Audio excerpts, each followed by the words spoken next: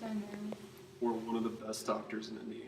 And remember what he said over the phone? He was going to talk to us about this new treatment that has seen a lot of success recently. So I'm pretty optimistic that it's going to give us a much better chance to fight this thing. So Yeah, me too. So what's going on with our next patient? She's been diagnosed with stage 3 melanoma, and she has already underwent surgery. So today, I think I'm just gonna plan on discussing further treatment options and what would be best for her. So what kind of treatment do you think is going to be best? Since surgery has shrunken the cancer site greatly, I think immunotherapy might be a really good follow-up. Okay. Hey Morgan, hey Sam. Hi. How are things going? Been going good. About as good as it can go. Feeling good after surgery? Yeah, a little bit better than I was before. Well, we got your lab work back, and everything is looking how it should, so that's good news. That was good news. So if you guys don't have any questions or anything, I can ring the doctor and then we can Okay. start discussing everything. yeah, that sounds good. Okay. So Morgan seems to be feeling better after her surgery, and her labs are all looking really well. That's good to hear considering how recent her surgery has been. Yeah. I think going forward, she'll be ecstatic finding out that she may avoid chemotherapy and radiation. Yeah, definitely. Hey guys, good to see you guys again. How are you guys doing? Yeah, we're doing good. Good to see you. Nice. Well, I have some good news. We had discussed before that You might be doing radiation and maybe chemotherapy as secondary treatment after you went undergone surgery. but due to the spreading, it's not as bad as I thought it would be. And I've been doing some research, and maybe immunotherapy would be a better option regarding side effects and the outcome. Well, what's immunotherapy? I've never heard of that before. Immunotherapy is a treatment plan where we stimulate your body's immune system to attack the cancer cells. This can be done in a few different ways, but the most common way is checkpoint inhibitors. Sometimes cancer cells are able to hide from the immune system or turn off the proteins that signal your immune system to attack cancer cells. These checkpoint inhibitors are drugs that can help restore or turn on your immune response. The second is cell therapy, in which we remove immune cells from your body and genetically alter them, multiply them in a lab, and then we drip them back into your body. And the third one is by specific antibodies. These are drugs that attach antibodies to a cancer cell and a T cell, and that way it brings both of those closer together and lets the T cell attack the cancer cell more efficiently. Okay, so which one's gonna be the best for me? I gotta say, I think you'll benefit most from checkpoint inhibitors, specifically a drug called Keytruda. This drug targets PD-1, which is a protein on the T cells that help prevent those cells from attacking other cells in the body. Sometimes the immune system starts attacking other parts of the body, which can cause serious problems. By blocking PD-1, the drug boosts the immune system's response against the cancer cells. Okay, so is it like a pill or a drug or what? It's actually an IV fusion that we put in every 2 to 3 weeks or so. It does come with some side effects like fatigue, cough, nausea, itching, possibly a skin rash, decreased appetite, constipation, joint pain, and diarrhea. But that's just basically flu symptoms for you. I mean, that still sounds like a lot of side effects. Do you think that's really the best route to go in this case? Well, if you really think about it, chemotherapy is a drug injected through the IV as well, but it travels through the bloodstream to the entire body, which basically destroys and significantly weakens the whole entire immune system. Because of this, patients are often restricted to bed rest and have many more symptoms. For example, if you were to get a slight cold, you could be in the hospital for days because your body would be unable to fight off this illness. You could also experience hair loss, mouth sores, easy bruising or bleeding on top of the side effects associated with immunotherapy. Radiation is the use of high-energy X-rays. While radiation therapy kills the cancer cells, it also kills healthy cells and tissues as well. That sounds like a very new treatment option. Are there a lot of other patients getting it done? Are there like a lot of doctors doing this now? We actually have an interview with our oncology clinical nurse specialist with a lot of information and a lot of experience in immunotherapy. Would you guys like to watch it? Yeah, Yeah. sounds good.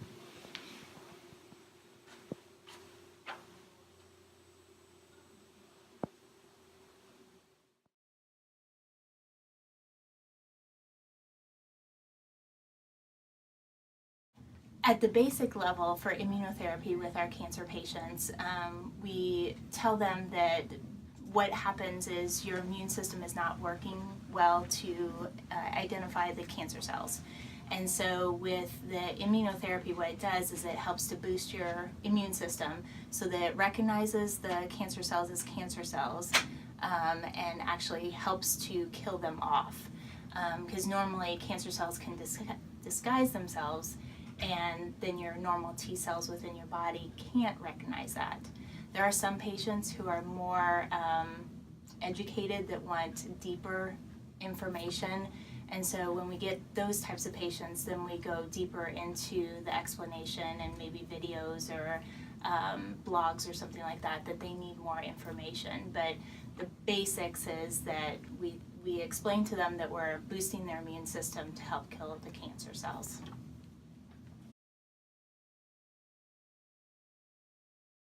The immunotherapy, for the most part, doesn't have as severe of side effects. It's more tolerable to the patients. It's a different set of side effects, and usually it doesn't take as long to get it. So it may be a quick injection, it may be some pills that they take at home, but they don't usually have to come in for a full day or a full week of infusions. So time is an advantage, side effects are an advantage.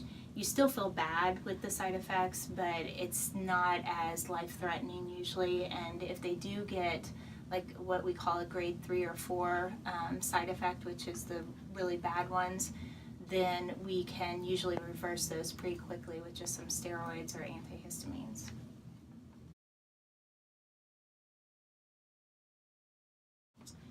The most common ones that we see with immunotherapy, because we're getting the immune system to work, is the same kind of symptoms you would see if you got an infection or the flu. So you see like fever and chills and muscle aches, some pain at the injection site sometimes, or if they are getting an IM or a sub-Q injection, they may get a little rash at the site.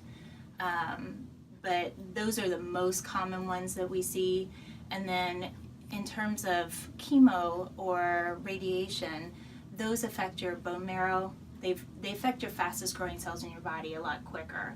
So your bone marrow, which makes the patient myelosuppressed, meaning their white counts are low, they get anemic, they get thrombocytopenic. It also affects the GI system in a different way, where since the GI system has fast growing cells, you get nauseated, you get diarrhea, you get the emesis and stuff like that you don't normally see as much with the immunotherapy. Radiation as well, when you're radiating a certain part of the body, whichever part that you're radiating is what's going to be affected. So if you're irradiating the belly area, you're going to have a lot of stomach problems. If you're irradiating the chest area, you may have a lot of cardiac issues or lung issues. If you're irradiating an area that has a big bone like the sternum or the iliac crest, then you may have a lot more issues with bone marrow suppression. With the chemo and with radiation as well, depending on where you irradiate, you also have the hair loss, which is a big thing for a lot of patients. With immunotherapies, you don't have the hair loss at all. So that's a great advantage that patients love with that too.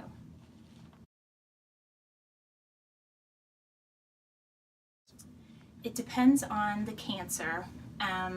Some immunotherapies like Rituxan, when it was first introduced into or approved into use, we were using it as second and third and fourth line treatment for non-Hodgkin's lymphoma. But once they did more trials post approval, they realized that putting it together with the chemo actually gave us better results. Herceptin is another one, which is trastuzumab, and it works on the HER2 positive breast cancer patients.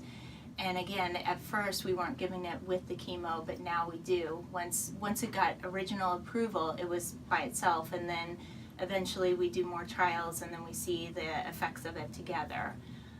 Some of your other ones, like those are the two that are mainly with other chemo agents. They are doing a lot of clinical trials right now, especially like at Dana-Farber, where they're looking at your traditional chemo with like an ER/PR positive breast cancer but doesn't have the HER2 new, and they're trying to see if the immunotherapies will help to boost the effects of the chemo. So right now they're doing a lot more research trying to see if the two together will help a lot better than the two individually, because for the most part we will do one and then the immunotherapies may be more of a control where it is second or third or fourth line treatment, but we still do our standard therapy of the chemo. There are a couple of cancers, specifically melanoma, that traditional chemo doesn't work on. So melanoma patients, usually we go straight for the immunotherapies. They respond better to that, and some of the renal cells as well. It's more of the targeted therapies. They're not sure exactly why certain cancers like that respond better to the immunotherapies, but that's what they found. So some of them will get just the immunotherapies and not the chemo agents.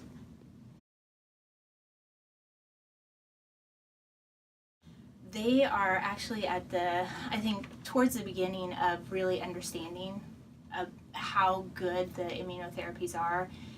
When we had metastatic melanoma 10-15 years ago, you would get like the interleukin interferon types of treatment, which is a biotherapy, but those patients were only living like 7 months average. Now they're living years and years after that with all of the different targeted therapies and immunotherapies that we have now, because what they're doing is the interleukins and interferons weren't specific to certain antigens on the outside of the cancer cells.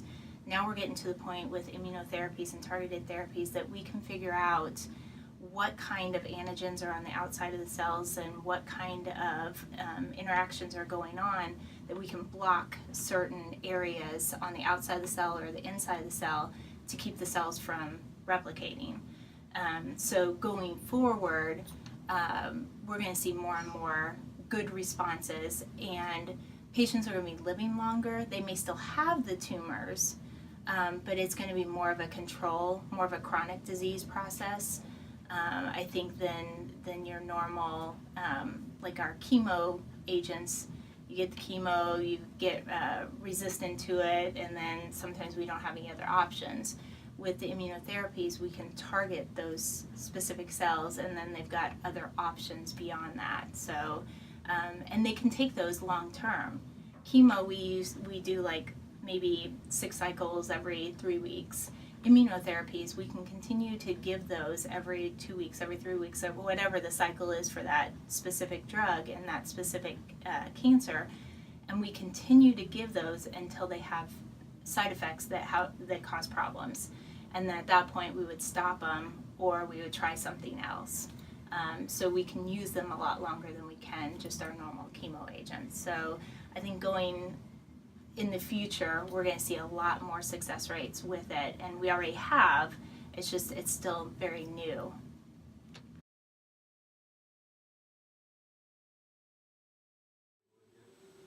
Well, that makes me feel a lot better about the whole thing. So, what kind of outlook or like outcome success rate are we looking at with this?